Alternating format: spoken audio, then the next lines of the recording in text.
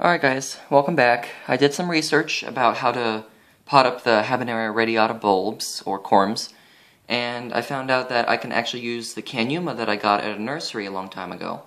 There are different methods. A lot of people say peat moss, sand, and either sphagnum moss, or they also say perlite helps too. So there is a lot of different ideas for soils. So what I have here is I have a large bag of large size canuma, small grain canuma, and then some cactus potting mix that I just got from the store. That does have 80% peat moss, a little bit of sand, and it also has some perlite and stuff in it too. So I got lucky with that. I bought that a little while ago.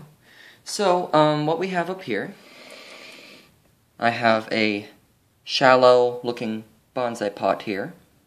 So that's we need that because when the plant gets bigger, or the roots start growing, they actually grow outside the pot. They don't grow down.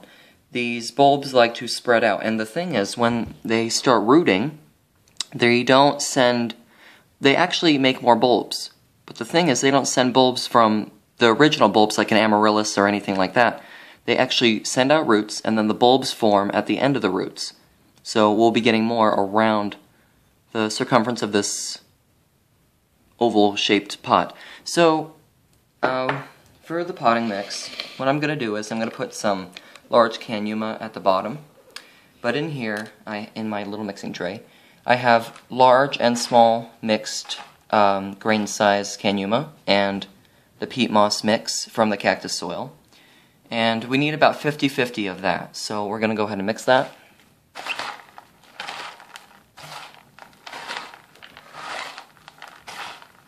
And you want to kind of like this. So when I was doing research, I saw that a lot of Japanese actually do this.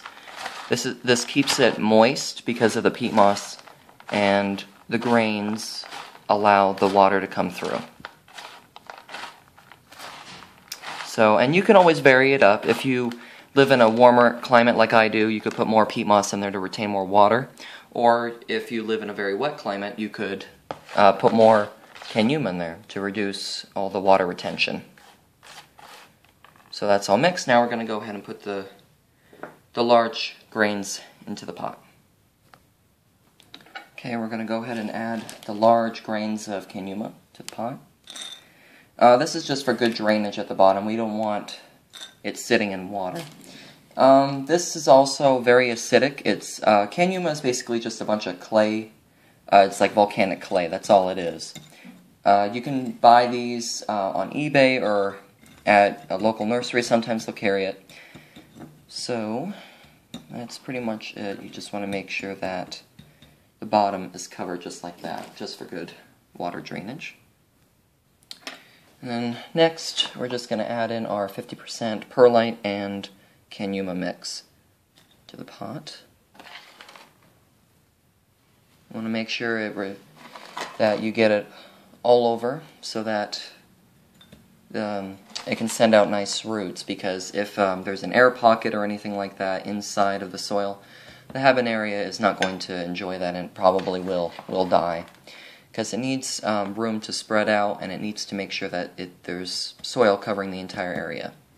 Because these usually grow in bogs, so they're used to like water-rich environments, but they don't get that much water all year. It's just like a little trickle here and there. Okay. That looks about good. Looks about right if you look at it. Alright, now we're going to get to the planting. When planting, it's a good idea to know which way is the bottom or the top of the bulb. So this pointy end, if you can see that, that is where an original root used to be. So that is where the next shoot is going to come up, or the tubers. So we're just going to go ahead and plant that in the soil. Make sure to kind of spread them out a little bit, because they're going to run into each other.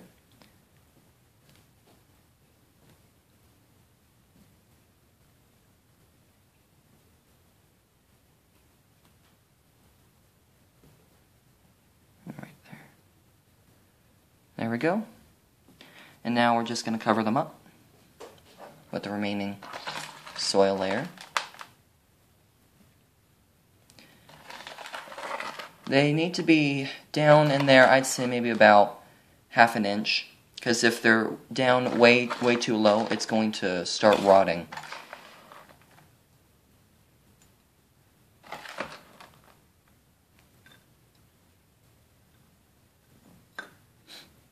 Now, it's also a good idea to make sure that your mixture drains well.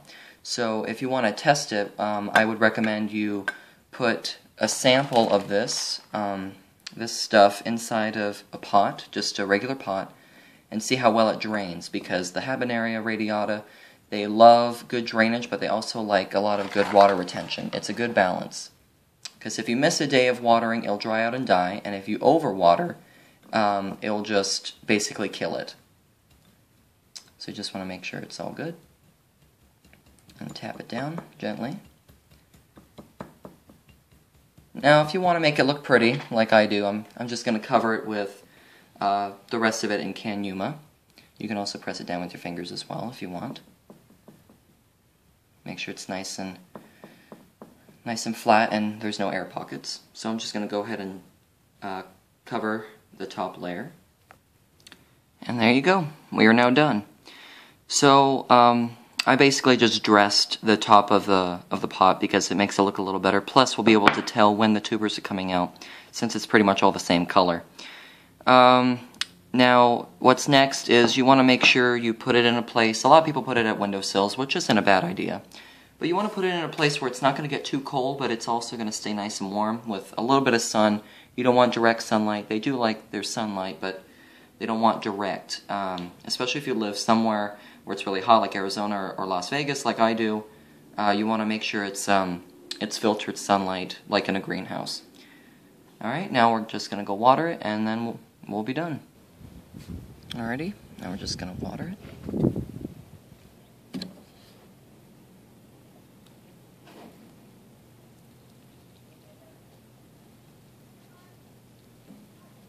And there you go, and see how well it's draining? That's a good sign. So after you're done watering, that's pretty much it. Place in a sunny, bright location, but filtered sunlight. And that's it. Thank you very much for watching. Please like and subscribe. This is Orchid 1, and please stay tuned for further updates. Thank you, and happy growing.